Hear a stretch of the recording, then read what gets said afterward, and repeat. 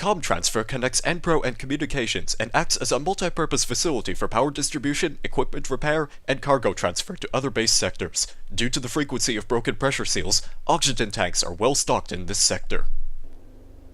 Alright, and welcome back to Doom 3, ladies and gentlemen. We have finally exited the spooky, dark corridors of the Alpha Labs and the Enpro facility.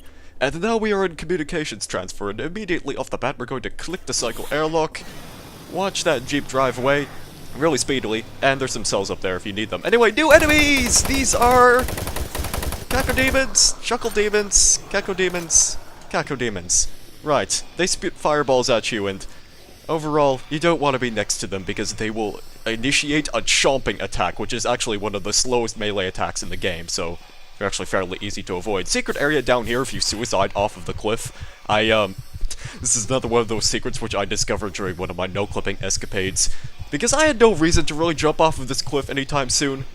And also, I can only imagine you'd be going down there for the cells if you've been just using the plasma rifle in the previous level, even though we essentially got a complete ammunition refill at the very end, thanks to a special personal data assistant that gave us access to some plasma storage. But let's stop standing out there.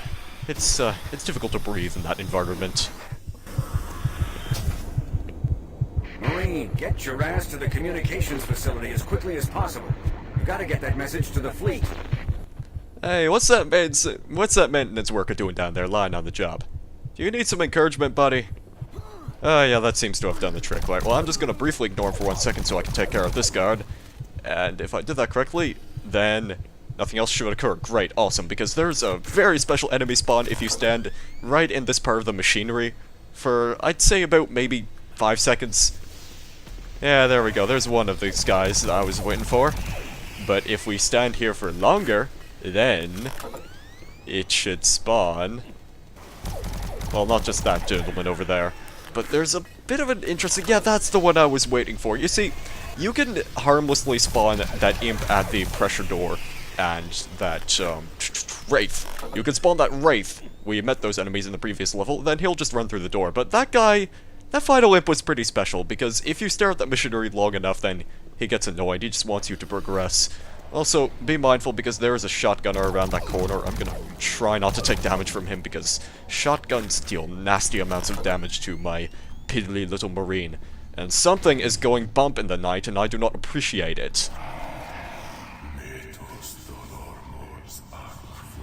I mean, at least it left the armor behind, but that in turn spawns two very incredibly spooky imps. But don't worry, I have a cool bluey plasmery thingy that takes care of everything in a cinch. By the way, I want to demonstrate the properties of grenades, how you can like lob them around corners to take care of enemies, but sometimes the enemies just aren't there until you walk forwards, because that's how you design horror games.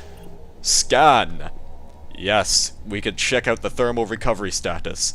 Another incredibly pointless button in Doom 3.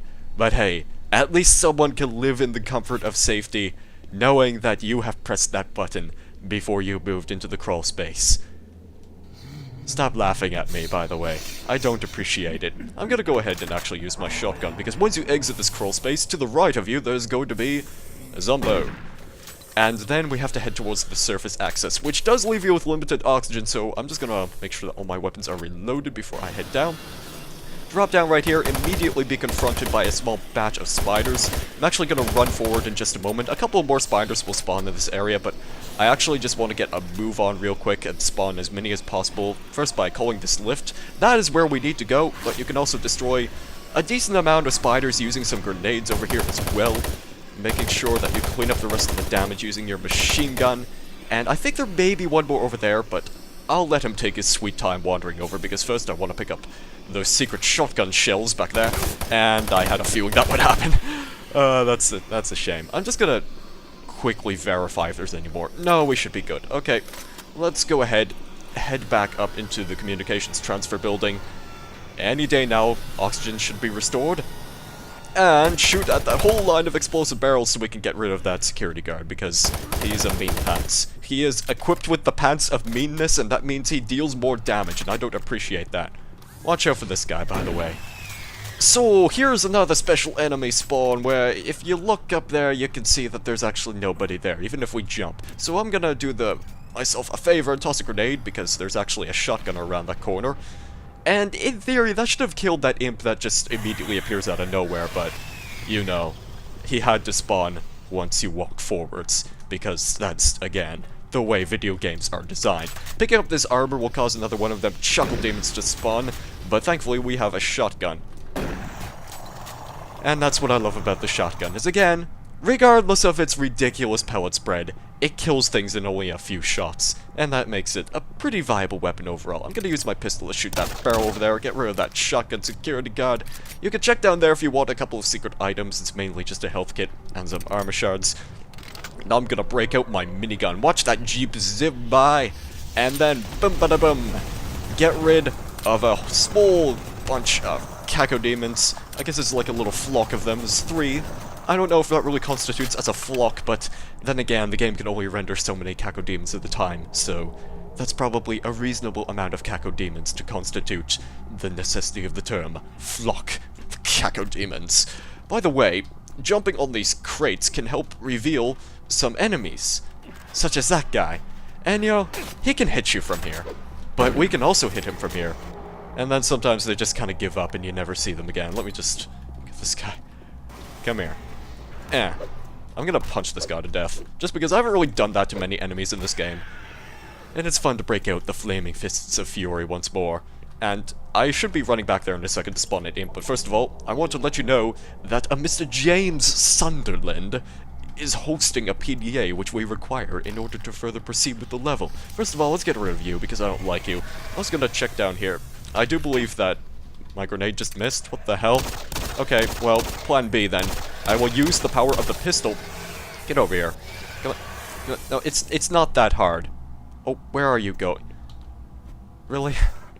Like, I don't plan for these things. Sometimes enemies just get a little lost, and there's really not much I can do to prevent that, but really? Really now? He's hardly doing anything. Again, I can't say I expect these sorts of things to happen. So let's just move on with the level. Go ahead, pick up James Sunderland's PDA, and get laughed at by the evil demons, because there's a chainsaw zombie inside the closet! But he drops his chainsaw for us to use against the enemy. I am the god of hellfire! Ah, the chainsaw. The staple weapon of the Doom series. It is the melee weapon of the Doom series. Not a terribly great one in any of the games, except possibly for Doom 4, which I haven't really played through just yet. But the chainsaw in this game has seen some upgrades, seen some downgrades. First of all, I would like to address that there were indeed chainsaw zombies carrying these beaver-toothed chainsaws. The whole story behind why there's a shipment of chainsaws in this place is mainly due to the fact that they decided to send a bunch of chainsaws instead of jackhammers. Somebody's complaining about it in a PDA. You can look it up. It's fairly interesting information. Chainsaw zombies, they're really not that common. In fact, this is one of the few levels where we'll actually see them in action. But they can be somewhat dangerous, because they just have a bunch more health compared to most other zombies that we've encountered. But that's really about it. You could shoot them with just about any gun and it should get the job done. The chainsaw itself has incredibly piss-poor range, and the problem I have with the selection of melee weapons in Doom 3 is the fact that its software really didn't know how to design melee weapons and how they function.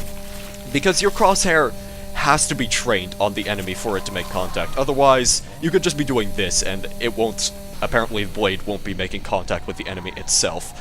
And the strategy you use for enemies in this game when fighting them with the chainsaw is you kinda have to move backwards a bit from the enemy. Like, sort of just shimmy back and forth, bob and weave like that, so that way their melee attacks won't hit you, because enemies really can't be stunned in this game. They'll keep on moving forward and they'll keep on attempting to punch you.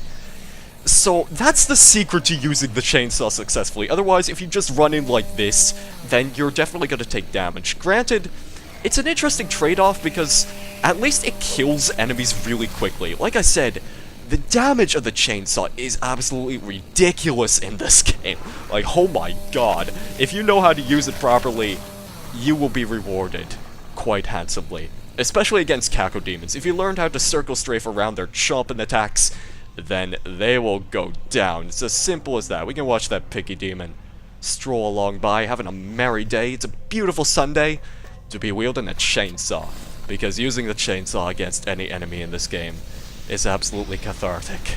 Get over here. Never get tired of doing that. But on the other hand, it's also an incredibly noisy weapon, so let's just put it away for the time being. Go investigate our surroundings. Because we've come across, I guess it's a cargo lift, a service lift area. There we go. Thank you, game, for reminding me of that new objective screen. This area's a mess. You see, that's the cargo lift, and we need a PDA security clearance to actually use the lift. There's enemy spawns all over this place, and truth be told, you could ignore about half of them and it really won't make much of a difference. Like, there's one over there. It's just an imp. If you really need those shotgun shells, then yeah, you can come over here and grab them. Also an armor vest, because there's armor everywhere in this game. But, apart from that, we're gonna get into some more of where some of these crazy enemy spawns are at, briefly. First of all, I want to take out this guy real quick using my pistol, just to get a couple more pistol shots in, and then we'll switch back to the plasma rifle. Get flanked by 2 of these wraiths, but should be no problem. There you are. And there's also another optional enemy spawn if you take a sharp left for once. Instead of a sharp right, you want to take a sharp left, because that spawns one of them pinkerinos behind you. Pinky demons making their reappearance in this level once again. There's a reasonable amount of them this time, which I approve of, because pinky demons go underused quite often. If you stand in this elevator, then you can actually look at this little elevator screen, and it has a bunch of screaming faces on it. Very lovely imagery. One of those things that I just otherwise really wouldn't notice. It's good attention to detail. You gotta love those attentions to detail. If you heard the door noise just about now, like, as if to verify that it's open, be careful of this dude. This dude right here, he's a rather nasty dude. And if you want to walk down behind this little vent graft station area, you want to take care of that imp that spawns, because he was actually guarding that set of... I guess we picked up some shotgun shells down there. I'm pretty sure there were some shotgun shells. And with that, we have located the PDA. It didn't take us too long, but now we have security clearance to use the lift. However, I am instead going to go on an adventure around this lift. Like, standing on these little beams of electricity will actually damage you, but it's actually somewhat advisable to take the path like this, because then you could just take care of some enemy spawns rather easily, such as that guy right there. He doesn't spawn with a whole bunch of health to begin with, and then if I stand over here, that should spawn another one of them Cacodemons. I was kind of hoping I could destroy that projectile before it hit me. That is one nice thing about the Cacodemons in this game, is that you can destroy their projectiles. I don't believe you could do that in the original Doom. And over here we see a special shotgunner. That enemy, technically he doesn't exist. He serves the purpose of when you ride the lift, then he actually... yeah, he's gone. He just decided to give up. You see, that enemy's pretty special. If you ride the lift, then he'll actually shoot you, because he's meant to sort of approach the center of the bridge. He'll shoot you in the back, and then he'll just leave forever. Now, see, the thing is, there's actually... we're going to be heading in that direction, you see. And there is a zombie security guard of the exact same stature up there. Only, it's not the same guy. That enemy we just saw disappears forever, and I killed him in my test playthrough, but interestingly enough, he decided to run away. We didn't plan for this, but that is just going to be one of those enemy spawns that simply does not count. Anyhow, run over here, and we can find an imp just sort of lying in wait. Boop. And we can take a really convoluted path to head down inside this little shaft, maintenance shaft, find a stash of secret items, including some armor shards back there. You could skip this area, by the way, and it really wouldn't make much of a difference. The most you'd be missing is running through this door to find, well, this guy who doesn't have a head for one thing, and this dude who's just going to, you know, try to take a swipe at you, but he really doesn't accomplish much in the end. Hit this button to open the door, and hey, suddenly we're back at, like, the very start of this area. So, let's just go ahead, call the lift, and in order to exit this actual level, there's something very special that we need to observe on this little lift. Is on the control panel in particular. You can see lift control allows you to raise the lift and hopefully not get crushed. But this is a crucial point in order to proceed. You need to make sure that you have the lift raised in one specific area, and that would be over here. Raise the lift, and now we can head to the second floor. And the second floor contains the button which we need to press in order to escape, as I've already emphasized. And first of all, I'm just gonna lower this lift just for the hell of it. Run around this corner, spawn that imp behind you. Spawn that imp behind you. Come on, game. There we are. And then proceed across this bridge, where you can find that magical security guard I was referring to. You know, the second guy. Not the first guy that we shot who just decided to suddenly up and give up on his life altogether. And find this chainsaw zombie. But he's not much of a threat because we have the plasma rifle. Anyway, there's the exit over there, so we have finished all of that. But you may have recalled that there was a pinky demon up on one of these rafters up here. And he's actually all the way over here. Just toss a grenade, and toss another grenade, and then boom. Problem solved. You can see that, in theory, if that elevator from earlier were functioning like one of the ones that I think we tried to interact with, then I believe it would lead up here, but I would have to observe how the level design is via no-clipping, and I can't be bothered to do that anymore. To exit this place, I think there's one little area which kind of has some items on it, which I kind of just want to check and see if it's a thing I can reach again. I believe it's headed back the way we came. Yeah, that little stash of items down there. I'm just going to go ahead and demonstrate that you can reach this area. The door doesn't open, but if you want more cells, then you can definitely go there. And with that, there's just one more enemy we need to spawn. He's over here if you... I didn't mean to fall down. He's over here once you activate the lift and transfer yourself to the exit. Once you jump off of that lift, then he will spawn behind you. It is indeed one of them chuckle demons, so I want to go ahead and have my machine gun at the ready. The plasma rifle you can use against cacodemons, but I find it's incredibly awkward just due to the fact that cacodemons kind of fly all over the place whenever you shoot them with any weapon, and it's just easier to track them with something that shoots bullets rather than projectiles. So let's just let the lift take control of itself right here. And, yeah, it's a pretty exciting lift ride. Yep, I could go grab the health kit that's in there, but I don't really feel like it because there's just going to be a health station up ahead where we can refill on all of our health points. So it's really a non-issue at this point in time. In fact, I would say that I'm rambling at this point. Like, look at those tentacles just appearing out of the wall. Like, that's cool. I like little stuff like that. Why can't we have more of that in this base? I mean, I even said before, it wasn't my style of interior decorating, but that was mainly in the offices where it was just a little more cramped. This has charm, because this area is much more open. Anyhow, let's get a move on. Grab all them health points, and it appears as though the door is locked. And now we are introduced to a power-up. This is the Berserker power-up. It's a little bit different. It's no longer just a black-stained health kit, like it was in the original Doom games. In the original Doom games, it increased the damage of your fists for the whole level, and it gave you a complete health refill. In this game, it's a power-up that distorts your vision, but it makes you run super fast, it increases the damage of all of your weapons, and it makes you invincible. So, you can see, it's kind of seen an upgrade compared to its previous counterpart, and you only see it twice in the game. So, yeah, pretty good stuff right there. It was just kind of there to show, hey, we have this special visual effect that we can throw on your screen. Really unpleasant to look at, but at least you're gonna be dealing like 500 million points of damage to enemies. And that's it. That's the Berserker power-up. I don't really prefer it in this game. I'm not sure if you can tell from the tone of my voice, but it's really not all that interesting of a power-up. I like it where it appears, but obviously it was designed just to be overpowered and nothing else. There aren't really too many items you can scour about for in this area, by the way. This is the exit of the level. We started out in an airlock, and we are finishing in an airlock. So, let's exit communications transfer.